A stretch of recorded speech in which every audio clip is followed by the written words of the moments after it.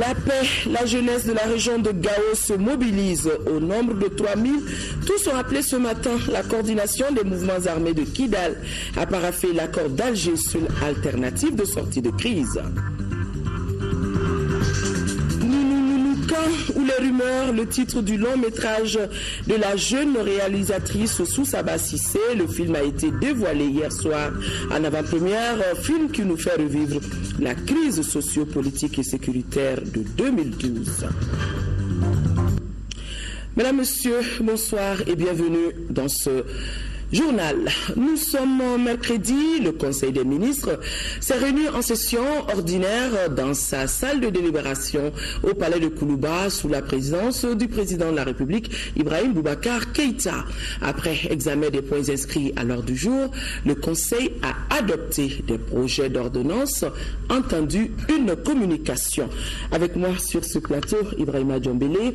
Bonsoir Ibrahima Djombélé. Bonsoir Aoui Touré. Comme d'habitude, avec vous donc, lecture du communiqué du Conseil des ministres. Et tout à fait, merci. Et le top départ, c'est avec le chapitre des mesures législatives CFA dans l'importation de lait et de produits laitiers. Cette situation est imputable notamment au faible potentiel génétique des races locales et aux conditions d'élevage défavorables.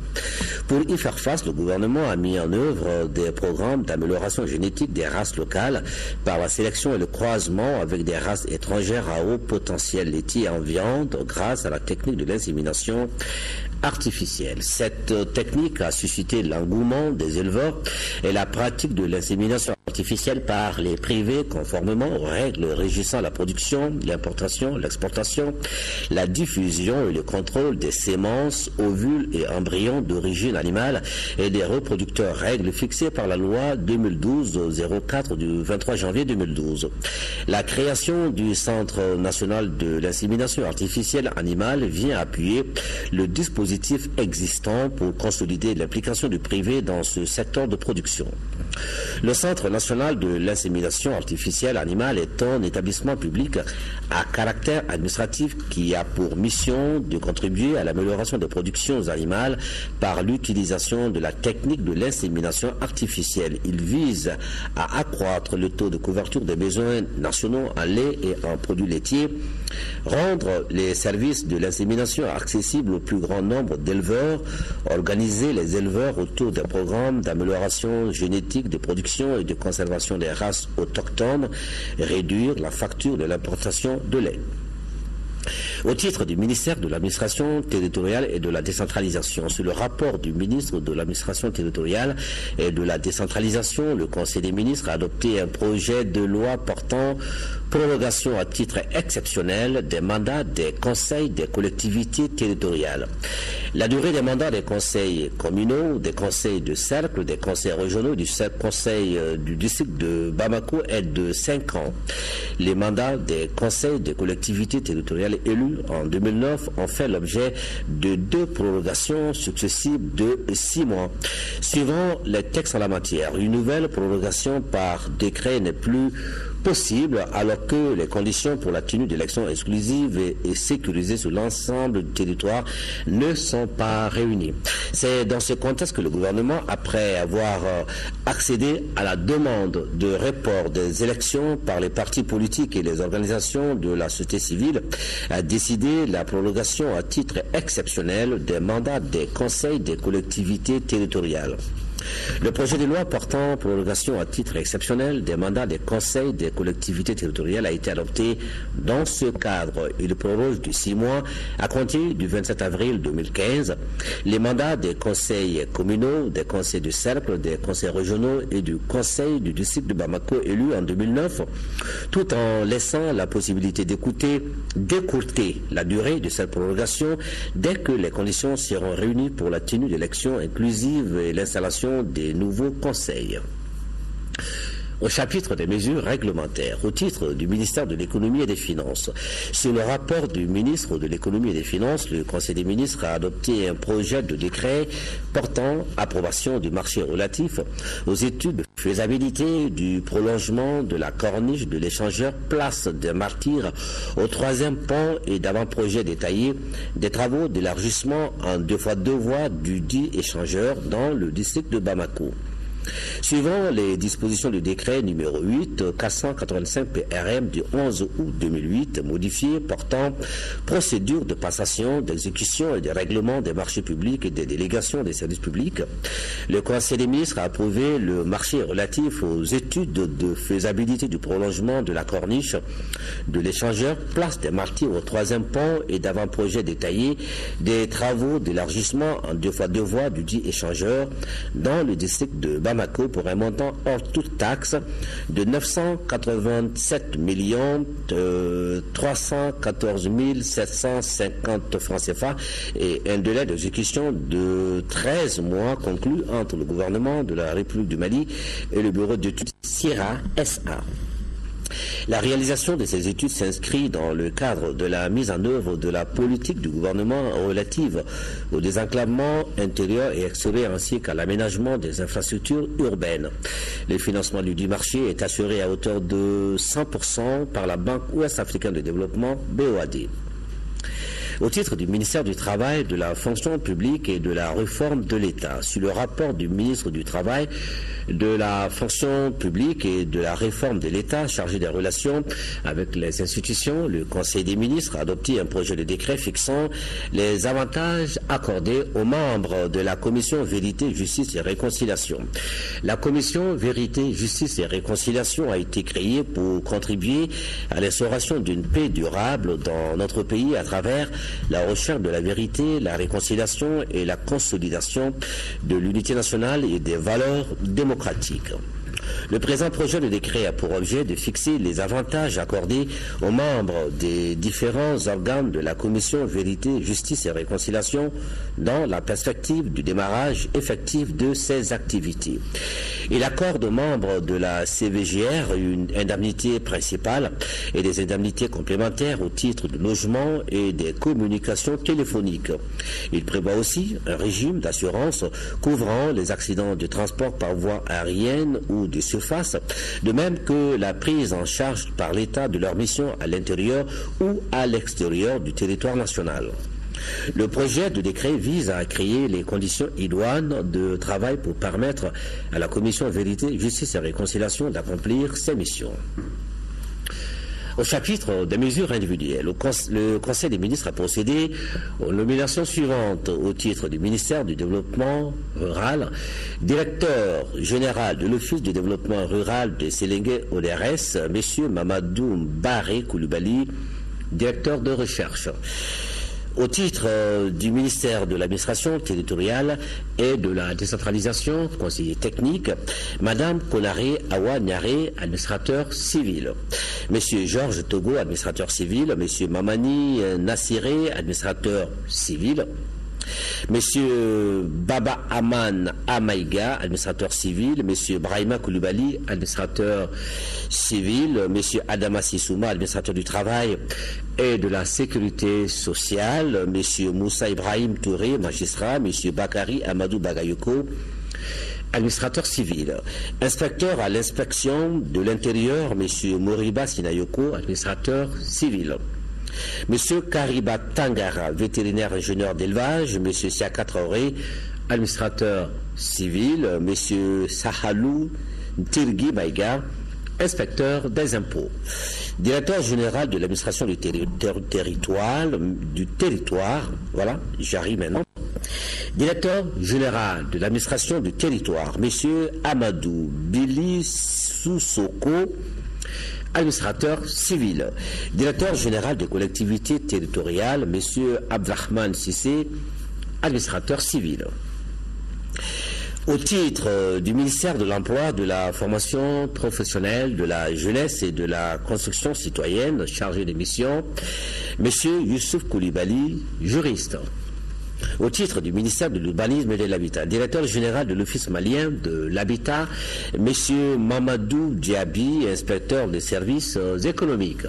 Au titre du ministère du Travail, de la fonction publique et de la réforme de l'État, secrétaire général de la Cour constitutionnelle, M. Mamadou Magasouba, administrateur civil.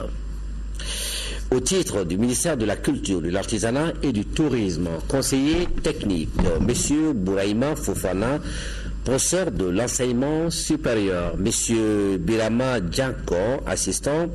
Monsieur Zoumana Koulibaly, administrateur civil. Monsieur Ali Ould Sidi, administrateur des arts et de la culture. Monsieur Samba Thiam, administrateur des arts et de la culture. Monsieur Brahima Moussakone, inspecteur des finances, M. Modibo Mamadou Diakité, professeur principal d'enseignement secondaire, M. Sissoko Sirimaha Abibatou, Madame Sissoko Sirimaha Abibatou Diawara, administrateur du tourisme, chargé des missions, M. Ibrahim Sanogo, juriste, M. Sekou Dissa, journaliste, M. Yakouba Kébé, journaliste, directeur national de l'artisanat, M. El Mehdi Ag Amati, professeur d'enseignement supérieur. Au titre du ministère de l'Environnement, de l'Assainissement et du Développement rural, conseiller technique, M. Sidiki Sanogo, magistrat, inspecteur de l'Environnement et de l'Assainissement, inspecteur, M. Moussa Bari, ingénieur des eaux et forêts. Au titre du ministère des Sports, conseiller technique, M. Draman Koulibaly, inspecteur de la jeunesse et les sports. Merci Ibrahima Djombele. Vous allez rester avec moi pour suivre ce message de condoléances du président de la République à son Excellence M. Joachim Gauck, président de la République fédérale d'Allemagne. C'est avec une grande affliction que j'ai appris la terrible catastrophe aérienne survenue dans les Alpes de Haute-Provence au sud de la France le mardi 24 mars, ayant occasionné la mort de 150 personnes, dont de nombreuses victimes de nationalité allemande. En ce moment de deuil et de recueillement, je voudrais, au nom du peuple du Mali, de son gouvernement et à mon nom propre, exprimer à votre Excellence ainsi qu'aux familles durement éprouvées ma profonde compassion et mes condoléances les plus émues. Je prie pour le repos de l'âme des disparus. Je vous prie d'agréer l'assurance de ma très haute considération, signé Ibrahim Boubacar Keïta. Je vous le disais dans les titres, le paraphe de l'accord d'Alger par toutes les parties est une préoccupation de la jeunesse du nord de notre pays. Pour y parvenir, la jeunesse de Gao a mobilisé 3000 jeunes de tous les cercles de la 7e région. Ce regroupement au stade Kassé Keïta de la cité des Askia à l'allure de meeting a été une occasion pour ces jeunes d'appeler la coordination des mouvements de Kidal à signer ce précieux document, seule alternative de sortie de crise. Et toutes les couches socio-professionnelles de Gao étaient représentées. Gao, le point avec Drissa Koné. Dans meeting grandeur nature au stade Kassé Keïta de Gao, 3000 jeunes de Gao en collaboration avec les notables et les femmes se sont retrouvés. Objectif, attirer l'attention des groupes armés de Kidal afin qu'ils paraphent l'accord d'Alger sans délai. Pour ces jeunes citoyens, rien ne sert de traîner les pas pour cette signature car elle fait partie des actions de construction du Mali. Signer cet accord est une œuvre patriotique et un signe de soulagement des populations de 3 régions du Nord qui ont tant souffert et continuent de souffrir. Oui, l'espoir est permis avec cet accord.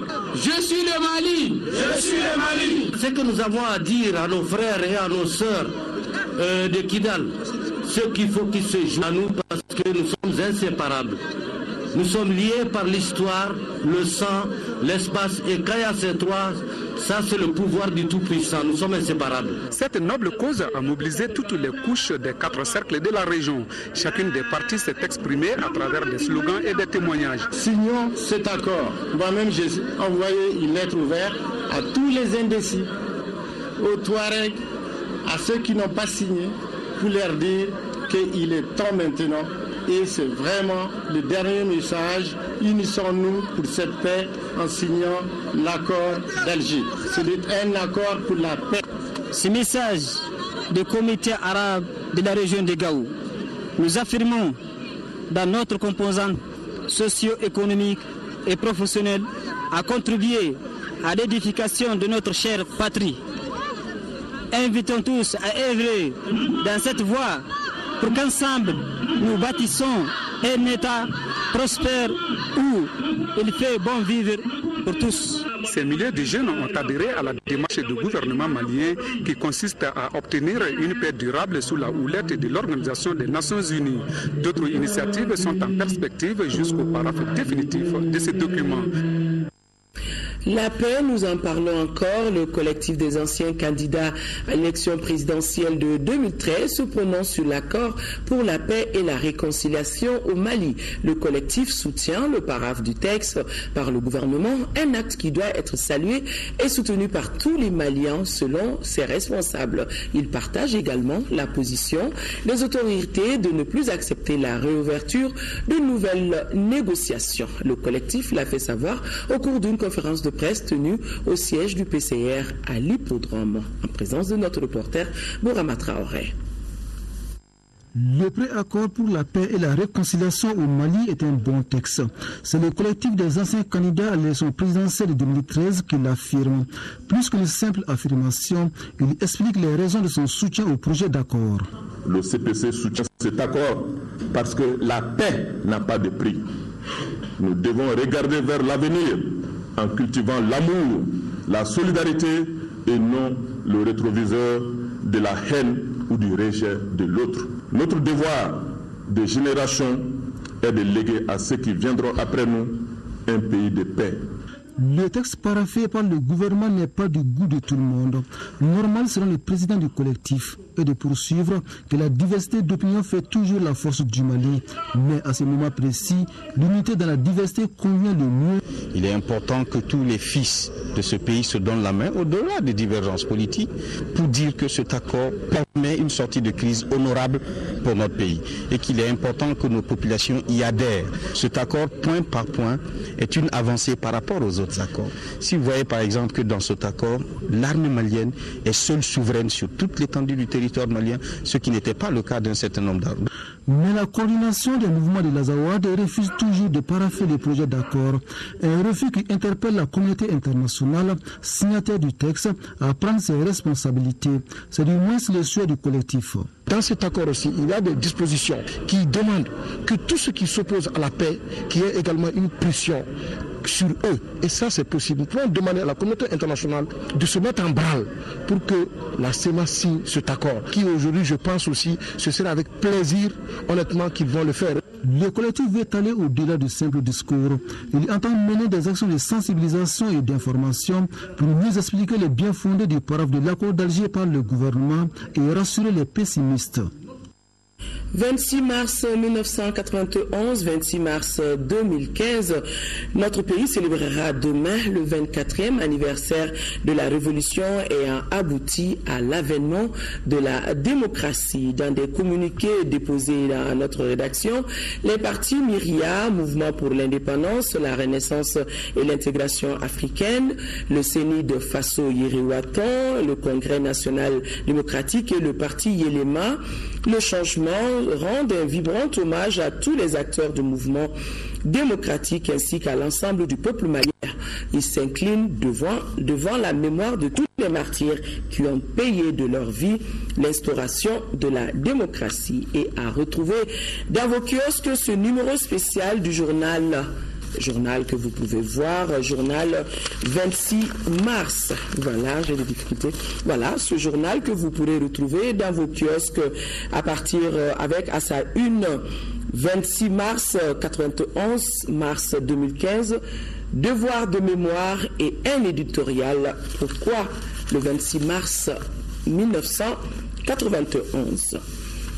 Abdoulaye Diop, le ministre des Affaires étrangères et de la coopération internationale, va quitter Bamako demain jeudi 26 mars 2015 pour Addis Abeba où il prendra part le 27 mars aux travaux de la session du Conseil paix et sécurité de l'Union africaine. La dite session examinera entre autres questions l'évolution de la situation au Mali, singulièrement le point du processus du dialogue inclusif intermalien d'Alger.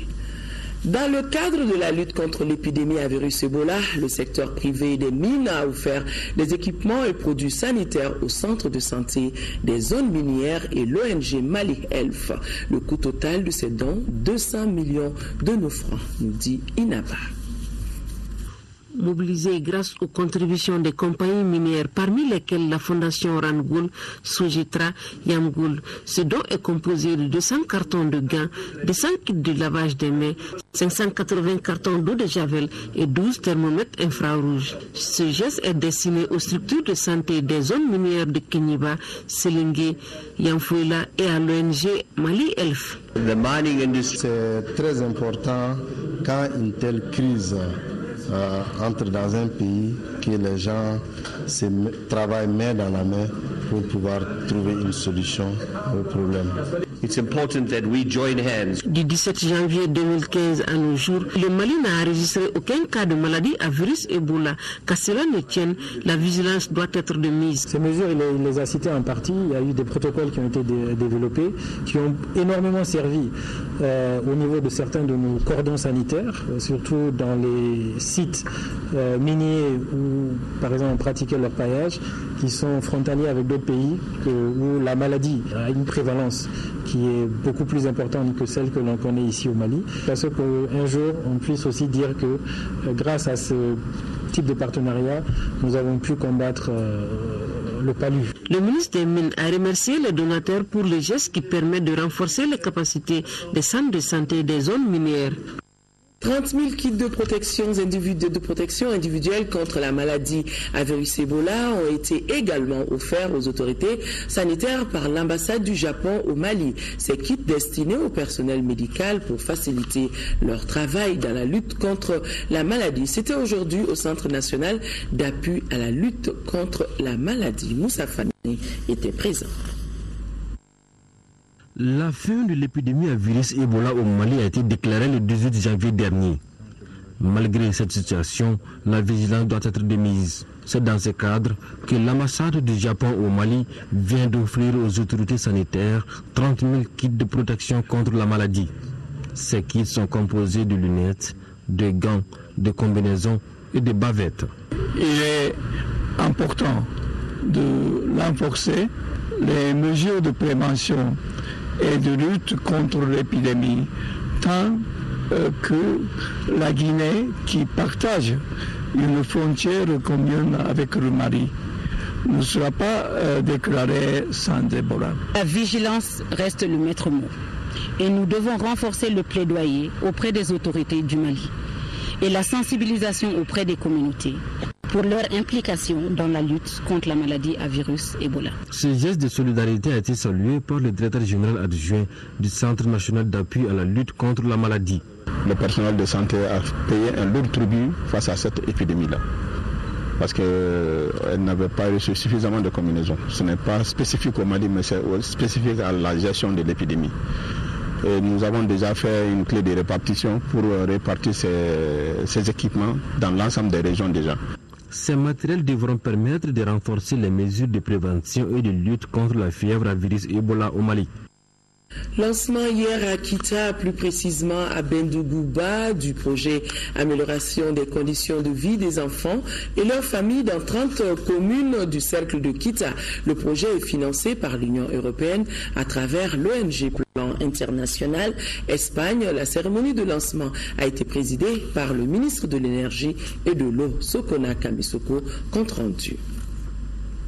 La lutte contre la pauvreté et celle de la désertification sera bientôt une réalité dans le cercle de Kita.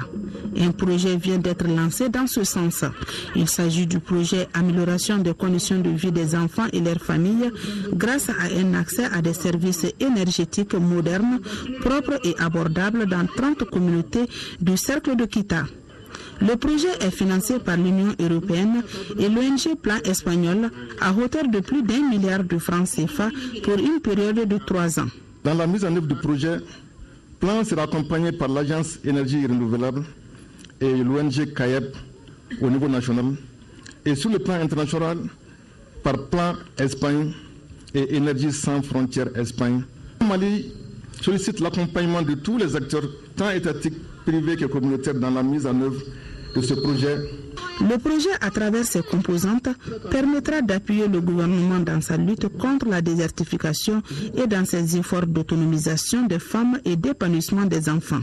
Cette initiative qui vient en appui aux réalisations faites par l'AMADER dans certaines localités bénéficiaires contribuent à la mise en œuvre de nos différentes politiques et stratégies, notamment la politique énergétique nationale et la stratégie pour le développement des énergies renouvelables. Le ministre et sa délégation se sont rendus à Sitatoumou, à une vingtaine de kilomètres de Kita, pour visiter le périmètre irrigué des femmes de la localité.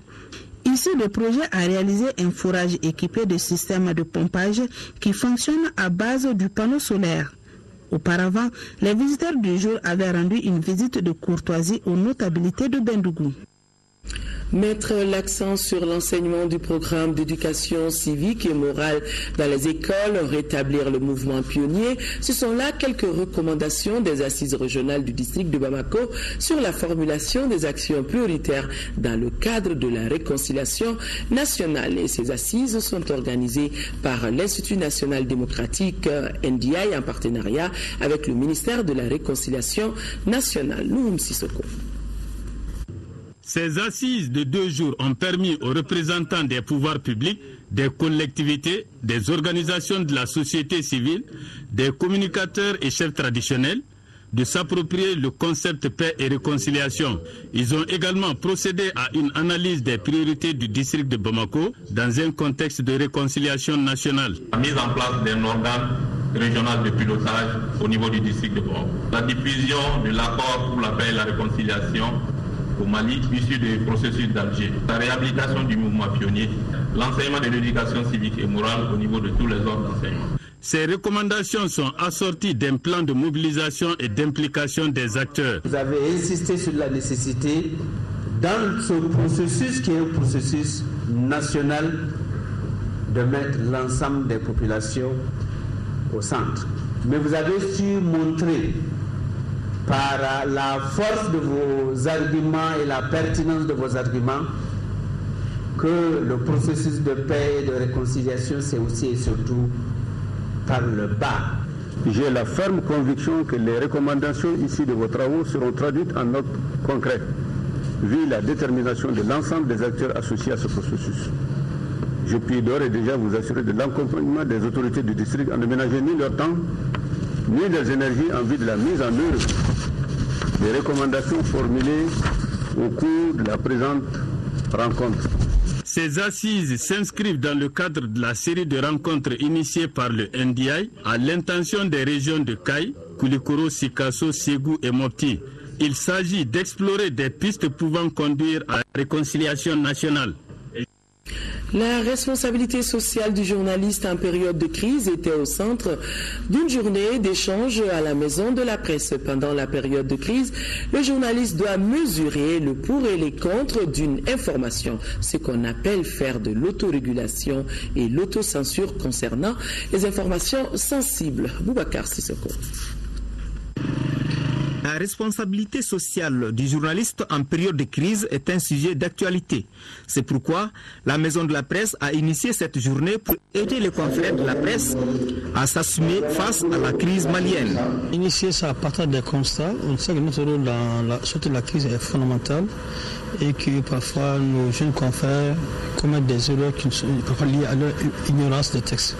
C'est pourquoi on a invité différentes personnalités de notre secteur pour venir échanger les jeunes sur la responsabilité sociale des journalistes en période de crise et leur rappeler un certain nombre de principes d'éthique, de déontologie qui régissent notre métier. Les conférenciers ont abordé toutes les questions qu'un journaliste se pose en temps de crise dans le cadre du traitement de l'information. Dans cette situation particulière, le journaliste est devant un cas de conscience. Il doit tenir compte de la sensibilité et respecter les lois en la matière. La responsabilité du journaliste, toute considération mise à part, indexe fondamentalement la personnalité même du journaliste, à savoir son niveau de culture, son environnement, etc. Le journaliste doit mesurer, doser, savoir les pour et les contre d'une information avant de la livrer. Si on dit recouper l'information, la déontologie nous recommande de recouper l'information. Vous demandez à une autre personne, lui dit la même chose, sans aller à la source parce que la source vous a fermé la porte. Donc, ça crée quelque chose qui va à l'encontre même de la marche de la société et de la marche même des institutions. À l'issue de cette journée d'échange, les journalistes sauront désormais à quoi s'en tenir pour traiter les informations. Les travaux de rénovation et de construction de la nouvelle aérogare du Mali reprendront bientôt également.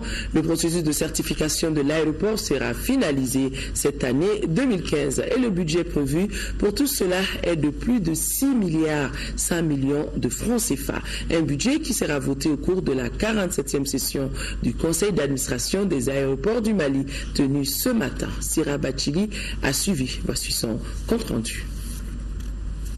Aéroport international Bamako-Seno, l'entrée est strictement sous contrôle sécuritaire, de quoi rassurer les voyageurs. Les travaux de construction de la nouvelle aérogare qui étaient arrêtés à 70% vont reprendre pour donner un nouveau visage à l'aéroport Bamako-Seno. Pour cette année 2015, beaucoup d'activités sont programmées. Elles seront financées à plus de 6,1 milliards de francs CFA. D'un côté, nous avons prévu l'aménagement de la façade de l'actuelle aérogare pour que cette partie puisse changer de visage. Le financement est complètement bouclé et les premiers décaissements ont même eu lieu déjà. Pour le projet des activités de 2015, une partie importante sera réservée à la préservation du domaine aéroportuaire. Le budget 2015 sera principalement investi dans le cadre de la certification de l'aéroport international de Bamako-Seno et la préparation de la migration vers la nouvelle aérogare. Le conseil d'administration des aéroports du Mali, avec sa nouvelle composition, va donner son quitus pour la réalisation de tous ces projets. Il appréciera également les activités menées en 2014. Et en termes de bilan, 2014 a été une année mouvementée aux différents aéroports du Mali. Depuis 2013, les événements que le Mali a traversés ont eu un impact sur nos installations aéroportuaires. C'est pourquoi l'activité 2014 s'était vraiment concentrée pour mettre à niveau tous les équipements dont les compagnies aériennes et les usagers de l'aéroport avaient besoin. À ce jour, le système de vidéosurveillance couvre la quasi-totalité de l'aérogare passager et des salons d'honneur. Pour les autres innovations, les administrateurs vont évaluer les grandes orientations budgétaires pour leur mise en œuvre. Autre conseil d'administration, celui de l'Université des sciences juridiques et politiques de Bamako, qui a tenu donc ce matin son premier conseil d'administration. Un conseil qui permettra à cette université de mieux relever les défis des temps modernes de l'éducation au Mali. Isaac Tchenou était présent. C'est avec pour objectif de tracer un schéma d'avenir que l'Université des sciences juridiques et politiques tient sa première session de conseil d'administration. L'USJPB compte aujourd'hui environ 30 000 étudiants.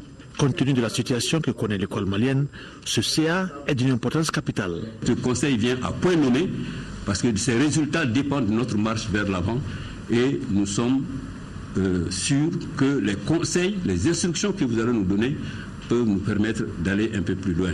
Nous avons traversé un peu une petite zone de turbulence. Ça, c'est propre à tout organe d'enseignement supérieur. Mais aujourd'hui, nous pensons que nous sommes au milieu du tunnel et que nous entrevoyons la lumière. Il s'agit à travers cette session de faire l'examen et l'adoption des plans stratégiques, du budget, du régime de fonctionnement et de la clé de répartition des ressources, entre autres. Mon enthousiasme et mon espoir sont fondés sur vos qualités respectives et votre engagement à lever les défis et trouver les solutions aux problèmes identifiés. Je dois vous avouer cependant que cet enthousiasme et cet espoir s'accompagnent d'une certaine crainte, inspirée par la dimension des défis à relever et la complexité des problèmes. Ce conseil permettra certainement à l'Université des sciences juridiques et politiques de Bamako de relever les défis des temps modernes de l'éducation au Mali. La 27e session de l'Assemblée générale de la Mutuelle des gendarmes s'est tenue hier, mardi, ici à Bamako. Venus de toutes les unités de la gendarmerie, les délégués mutualistes ont fait l'état de la mutuelle en procédant à la relecture des textes. Il a été aussi question de réaliser des logements au profit des mutualistes. C'est un reportage de la DIRPA avec le commentaire de Daouda Sidiki Diarra. Doter chaque gendarme d'un toit, c'est l'ambition affichée par la mutuelle de la maréchaussée. La présente assemblée se veut ambitieuse et novatrice avec la réalisation de logements de type F2, F3, F4 et F5. Un projet tant attendu par les gendarmes. Nous avons demandé depuis 2009 à ce qu'on fasse le morcellement de cette parcelle que nous avons depuis maintenant un bon temps pour en faire des logements pour les gendarmes. Les conditions n'étaient pas encore très favorables. Avec le partenariat avec la Banque Atlantique, nous avons su monter un projet qui est à la portée des gendarmes. Parce que la banque nous a vraiment aidé en réduisant beaucoup les taux d'intérêt. Les valeurs de ces maisons vont de 13 à 19 millions de francs CFA pour une période de 20 ans. Ce projet est financé par la Banque Atlantique et sera exécuté par la CEMA SA. Donc je pense que ça c'est déjà un bon départ. Et je leur demande donc, tout en étant responsable, à faire tout cela de manière crédible pour que dans la transparence et aussi dans le sérieux, un tel projet puisse être conduit et puisse bénéficier au maximum de gendarmes. La 27e Assemblée ordinaire a procédé à la relecture des textes, à la recherche de diversification des ressources additionnelles pour assurer la dépendance de la mutuelle. De 2013 à 2014, la mutuelle du gendarme a payé plus de 600 millions de francs CFA d'allocation. En même temps qu'on fait la réconciliation, il faut penser au développement, car la crise actuelle a retardé le développement touristique et le secteur en souffre. Ces propos sont du ministre de la Réconciliation nationale et cela au sortir de la visite d'une structure hôtelière à Sikasso, construite à plus de 2 milliards de nos francs. Le plaidoyer, nous vous proposons de suivre le plaidoyer de Zabi Ould Sidi Mohamed au micro de Moussa Arimeiga. En même temps qu'on fait la réconciliation nationale, il faut aussi penser au développement du pays. Et j'ai été très impressionné par cette structure hôtelière qui est le fruit d'un compatriote qui a eu cette idée et qui s'est débrouillé par ses propres moyens pour réaliser ce qu'il a fait. C'est un exemple pour moi, pour la jeunesse qui cherche à construire ce pays. Pour le tourisme de manière générale, je crois que la crise actuelle a beaucoup retardé le développement touristique de notre pays et les structures ici en souffrent parce que les gens attendent la sécurité, la paix pour la relance de ce secteur de l'économie nationale qui est très important pour un pays comme le nôtre qui est très touristique, qui a cette réputation. Et je pense que avec la paix, on peut espérer que ces infrastructures seront exploitées pleinement. Lancement à Gao de la 3e phase du programme de gouvernance locale démocratique. Ce vaste programme a été initié par 4 ONG et exécuté à Gao par les ONG Aide de l'Église norvégienne, AIN, et l'Organisation néerlandaise de développement SNV. Le coût global de ce programme, qui s'élève à plus de 5 milliards de francs CFA, a été financé par l'Agence suédoise du développement international ASDI. Boubacar Bablé Touré depuis Gao. D'une durée de 3 ans, cette 3e phase du programme de gouvernance locale démocratique qui vient d'être lancé pour le compte de la région de Gao vise plusieurs objectifs, à savoir contribuer au changement de comportement des acteurs concernés dans la gestion et la sécurisation des ressources naturelles à leur niveau et prévenir les éventuels conflits liés à ces ressources. Cet ambitieux programme, qui couvre toutes les régions du Mali, excepté le district de Bamako, sera exécuté par les ONG Diakonia, Helvetas, Aide de l'Église norvégienne et l'Organisation néerlandaise de développement SNV. Les activités, nous pouvons les regrouper sous 4 angles. L'angle de la sécurisation foncière, l'angle de la maîtrise d'ouvrage des collectivités, un angle par rapport au système de veille et d'info des citoyens et une exploitation durable des ressources naturelles. La rencontre a permis de faire une communication avec les acteurs sur les acquis des 2 précédentes phases et d'échanger sur les orientations et les axes stratégiques d'intervention de la 3e phase.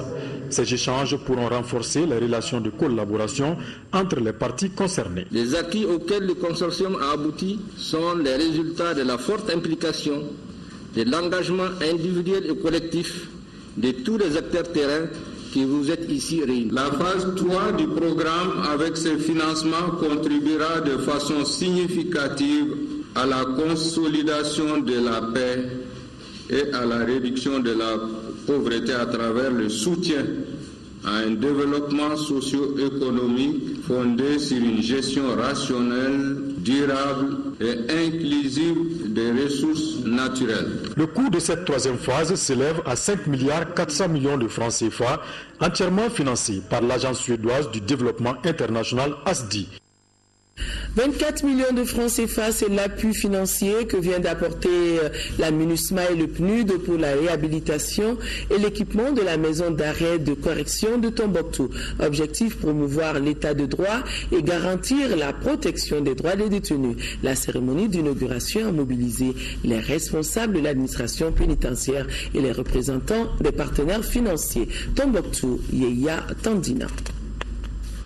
Promouvoir et renforcer l'état de droit en général et garantir la protection des droits des détenus, que la maison d'arrêt et de correction de Tombouctou a bénéficié de l'accompagnement financier des partenaires, la MINUSMA et le PNUD. C'est à travers la section des affaires judiciaires, en partenariat avec l'administration pénitentiaire et de l'éducation surveillée. Cet appui des Nations Unies est consolidé par l'État malien qui vient d'affecter une dizaine de nouveaux agents qui vont bientôt étoffer les effectifs des agents de surveillance des prisons de la région. 24 millions de francs CFA, c'est le coût total de la réhabilitation et l'équipement de la maison d'arrêt de Tombouctou. La cérémonie d'inauguration a mobilisé les responsables de la justice, des parajuristes, les organisations des droits humains et les autorités régionales. Les différents gouvernements de notre pays, dans leur volonté de faire de cette nouvelle politique pénitentiaire une réalité, une réussite, ont procédé à l'élaboration et à la mise en œuvre d'un vaste programme de réhabilitation, de construction et d'équipement des établissements pénitentiaires sur toute l'étendue du territoire national. Il s'agit de la sauvegarde du droit de toute personne qui peut être vous et nous qui, à un moment donné de sa vie, a commis une imprudence en commettant une infraction. Donc le temps qu'il doit passer dans la prison après son jugement doit être un temps bien mis en œuvre pour lui permettre d'avoir tout ce qu'il lui faut pour que, à la sortie de cette épreuve, il puisse intégrer la société, devenir un bon élément, ne plus commettre les impairs qu'il a eu à faire. Cet appui des partenaires va contribuer à l'amélioration des conditions de travail du personnel. Une visite guidée a mis fin à la cérémonie. La directrice des programmes internationaux d'Oxfam est au Mali. D'une forte délégation, la directrice est rendue dans les zones de Kolonjeba, en 3e région. Objectif constaté de visu les progrès réalisés par Oxfam Mali. Au cours de la visite, la délégation a échangé avec les bénéficiaires du projet sur plusieurs points. Beidi Kone, compte rendu. Cette visite des hauts responsables d'Oxfam Mali dans la zone de Kolonjeba a concerné plusieurs réalisations du projet. Le premier lieu visité par la délégation a été le périmètre maraîcher de Touloumadjo, un espace qui contribue à améliorer les régimes alimentaires des populations locales, surtout celui des enfants. Cette visite a été aussi l'occasion pour le programme d'Oxfam d'échanger avec les femmes sur la production des farines infantiles. À cela s'ajoute la question du programme Épargner pour le changement, un projet qui permet l'accès des ménages les plus pauvres à la santé et à l'éducation. C'est un programme que nous mettons en œuvre depuis fin 2011, qui a eu des résultats quand même palpables, qui a permis de lutter contre la malnutrition, notamment dans le cercle de Kolonjeba, et aussi la mise en service des maraîchers, qui a permis aux femmes de bénéficier du maraîchage. Les visiteurs se disent satisfaits des progrès réalisés par le projet. On est très satisfaits des partenariats qu'on a pu nouer dans la région de Sikasso, dans le cercle Kolonjeba en particulier. Et on a parlé aux maires de Fakola et de Kébila, qui nous ont relaté un peu le processus de partenariat, ce qui a été fait, ce dont ils sont satisfaits et éventuellement d'envisager les perspectives futures. Oxfam mène une multitude d'activités pour aider les femmes dans la zone, mais cela doit être mis à échelle, cela doit être élargi à toutes les communautés et à tous les pays. Occasion pour les bénéficiaires de manifester leur satisfaction. Avant l'arrivée du projet, on pouvait évacuer 20 à 15 enfants à Kolonjeba pour la malnutrition. Mais avec l'arrivée du projet, avec le maraîchage, 2 ou 3 enfants par an, il n'y a pas d'évacuation. Notons qu'Oxfam a pour objectif le développement et l'accroissement des revenus en milieu rural à travers l'amélioration des performances des chaînes d'approvisionnement des filières agricoles. Plus de 262 millions de francs CFA, c'est le coût de réalisation de systèmes d'adduction d'eau potable à Guessémine et Moukangoro dans le cercle de Kita. L'opération est entièrement financée par les ressortissants du milieu installé en France et leurs partenaires. Seydou Sissoko et Batraoré ont assisté à l'inauguration des installations. Guessémine et Munda Kakuro sont deux villages dont les habitants ont aujourd'hui du mal à contenir leur joie. La cause, l'eau potable est désormais disponible. Les ressortissants installés en France, avec l'appui de leurs partenaires comme l'agence Eau-Seine de Normandie, Aquassistance, la fondation Abbé Pierre entre autres, ont pu réaliser pour les deux villages un système d'adduction d'eau de près de 80 mètres cubes. Le coût global de l'opération est de 262 400 000 francs CFA. Les travaux de construction ont été exécutés par l'entreprise CEBA. L'eau, source de vie, est un bien universel. L'accès à l'eau potable est retenu sur le plan international comme l'un des principaux indicateurs de développement d'un pays. C'est également un droit fondamental de l'être humain. C'est pourquoi chaque initiative, chaque projet, chaque réalisation telle que ce qu'on célèbre aujourd'hui doit faire l'objet d'une réelle satisfaction. Plus de 7000 personnes vont ainsi accéder à l'eau potable, un offre de soulagement pour les autorités locales.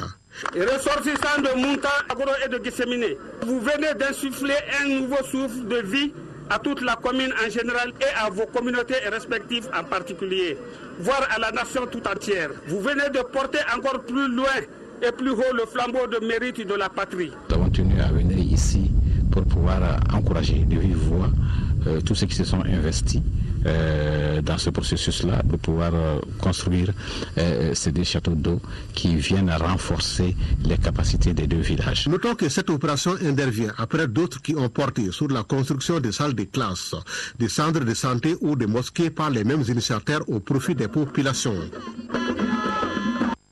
En 4e région, l'Office Ségou intensifie ses activités pour la promotion de la pisciculture dans ses zones de production.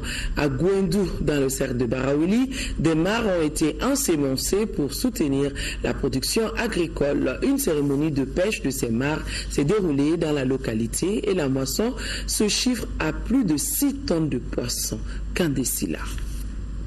Enthousiasme à Guendo à l'occasion de cette journée de pêche de la mare de cette localité du cercle de Barouiri. La mare de Guendo est l'une de 8 mares que l'Office Ségou a empoissonnées au mois d'août dernier dans le cadre de la diversification des revenus de ses producteurs. En fait, il fallait diversifier les productions agricoles pour mettre un peu en sécurité vraiment les exploitations agricoles. En perspective, dans notre plan de campagne 2015-2016, nous envisageons même aller au-delà de l'empoisonnement des plans d'eau naturels. La moisson, elle est bonne, des poissons atteignant près de 2 kg, avec une production attendue de 6,5 tonnes de poissons des deux mares de Guendo et de Nerekoro. Pour le représentant du ministre du Développement rural, cette initiative heureuse s'inscrit dans le cadre du plan harmonisé et consolidé du département. Dans l'interfleuve, il y a eu 6,9 tonnes et les populations ont pu payer les impôts, les salaires des enseignants des écoles communautaires. Tout en saluant le partenariat entre l'Office Ségou et la Direction régionale de la pêche, ce partenariat qui a concouru à la mise en œuvre du projet, le représentant du ministre a toutefois demandé de mettre un accent sur l'autopromotion de cette activité avec la mise en place des structures de gestion pérennes. En 5e région, c'est bien parti pour la pêche collective de Tomina en cercle de Djéné dans sa 3e édition. Elle regroupe cette pêche des centaines de participants venant de différentes communautés locales du cercle. Cette activité traditionnelle a lieu dans une plaine aménagée et dotée d'un pont-barrage grâce au programme PADIN 2 de Caire International sur financement de l'ambassade du Royaume des Pays-Bas. Jules Sambou Sissoko depuis Mopti.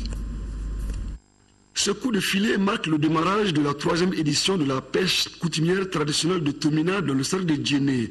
L'événement regroupe toute la communauté de la contrée avec l'intervention multiforme de Ker Mopti à travers la mise en œuvre du projet d'aménagement du delta intérieur du Niger, Padine 2, lequel projet vise ici à améliorer les conditions de vie des populations par l'augmentation de la productivité agricole et piscicole. L'aménagement de la plaine nous a permis de créer une retenue importante d'eau comme chef et qui a permis vraiment la pérennisation de l'activité de pêche sur la mare durant toute l'année à partir de la date d'aujourd'hui. La pêche occupe une place très importante dans leur vie pour lutter contre la pauvreté et l'insécurité alimentaire. Cette activité traditionnelle très prisée implique également les services techniques en charge de la pêche en région de Mopti. L'action de Ker est à saluer dans la mesure où vous-même vous avez vu aujourd'hui ce qui est sorti de ces filets, qui aujourd'hui on ne peut trouver nulle part dans la zone de Mopti. Cette mare aménagée, ça peut donner plus de 3,5 tonnes. Au-delà de l'aspect tradition et culture, la pêche collective de Tomina vient renforcer bien entendu la cohésion sociale et le vivre ensemble entre les communautés Bozo et Bambara au destin commun. Nous arrivons au dernier titre phare de ce journal, Ngounou Kan ou les rumeurs. C'est le titre d'un film long métrage qui a été projeté en avant-première hier à Magic Cinéma ex-Babemba de Bamako. Cette œuvre de la jeune réalisatrice Soussaba Sissé, fille du cinéaste Souleymane Sissé, est inspirée de la crise sociopolitique et sécuritaire que notre pays a connue en 2012 suite au coup d'État militaire. Un événement qui a mis sur le devant de la scène politique internationale le Mali, où chacun de nous allait de son commentaire pour analyser cette situation malheureuse. Modibo Soiré a assisté à la projection et voici son compte rendu. Souleymane Touré, alias Soul, animateur radio à Tombouctou et passionné par l'islam, est le personnage principal de ce film qui dure 1h30 minutes. Pendant les premières heures de l'occupation du nord du Mali par les terroristes et autres bandits armés, Soul a été laissé pour mort par les obscurantistes. Et pour la seule raison qu'il motivait les jeunes du nord à résister vaille que vaille pour défendre leur patrie, le Mali. Un sujet plus que d'actualité à l'époque quand on sait que le pays venait de connaître un coup d'État militaire. En France, quand en 2012 il y a eu des crises, et j'avais des informations qui n'étaient pas les mêmes que je recevais des amis à Bamako. Donc je suis venu à Bamako et j'ai commencé à faire un micro-trottoir et je me suis rendu compte en fait que les informations qu'on donnait à l'extérieur étaient différentes de ce qu'il y avait ici. Donc j'ai décidé de faire un film qui porte sur les rumeurs que personne ne voulait assumer et pourtant ce sont les rumeurs qui sont dites par les Maliens, par nous-mêmes. Dans ce film, l'histoire de Soul a fait le tour du pays. Les médias nationaux et internationaux en parlaient au quotidien. À Bamako, pour ses soins, Soul réalisa qu'il pouvait se servir de cette mésaventure pour aider dans le sens de la sortie de crise et de réconciliation. Je trouve que c'est un très grand film. D'abord qui tient les spectateurs du début à la fin. Je pense que les thèmes, au-delà du drame qu'il décrit, avec l'occupation de notre pays, interpellent aussi tout le monde sur les causes de cette crise. Et je pense qu'il y a beaucoup de messages dedans, beaucoup de messages pour nous autres politiques, des messages aussi pour la jeunesse. Et je ne peux que féliciter Madame Sissé pour ce travail et je ne regrette pas d'avoir été de la partie et je souhaite plein succès à ces films que nous conseillerons de projeter dans toutes les salles du Mali. Cette fiction qui a vu la participation de plus de 300 comédiens et autres figurants maliens est une série de commentaires dans les grains. Les marchés brefs lors d'un rassemblement pour que la vérité soit dite, afin que le Mali ne connaisse plus jamais la crise qu'il traverse actuellement. Les jeunes du Mali peuvent vraiment être fiers de véhiculer ces valeurs et d'avoir fait ça bénévolement pour leur pays. C'est vraiment un modèle pour nous, moi qui viens d'un autre pays, de voir ça ici au Mali, c'est un modèle. On a bien suivi tous les messages qui sont passés dans le film. C'est des réalités qui ont besoin d'être dénoncées. Et le message final qui est l'unité du Mali est très bien ressorti et très important. Mounoumounoukan c'est donc un appel de la réalisatrice à éviter la division pour avancer sur ce qu'on avait commencé à bâtir ensemble. Quand les rumeurs, un film que vous pourrez suivre demain jeudi à partir de 15h sur les antennes de votre télévision nationale. Une fiction produite par les films Cissé et encore une fois une réalisation de Soussaba Cissé qui est la fille du cinéaste Souleymane Cissé. Elle est en même temps diplômée du Conservatoire libre du cinéma français. Un match amical international, vous avez pu suivre sur cette même antenne. Le Gabon a battu le Mali par le score de 4 buts à 3. Adrissa Diakité, Mola Ouagé et Bakary Sako sont les buteurs maliens. Les Aigles livreront un second match amical mardi prochain contre les Black Stars du Ghana à Charletti en France. Le coup d'envoi de la phase inter-ligue de basketball a été donné hier à Koulikoro. C'était en présence des autorités administratives, politiques et sportives de la ville de Meguetan. Un match d'ouverture, large victoire du COB Homme sur l'AFPSS de Gao, 104-41. Et en dame, le CBD s'est imposé devant le Sony de Gao, 65-45. Envoyés spéciaux, Mamadou Sidibé et Assa Soumaré.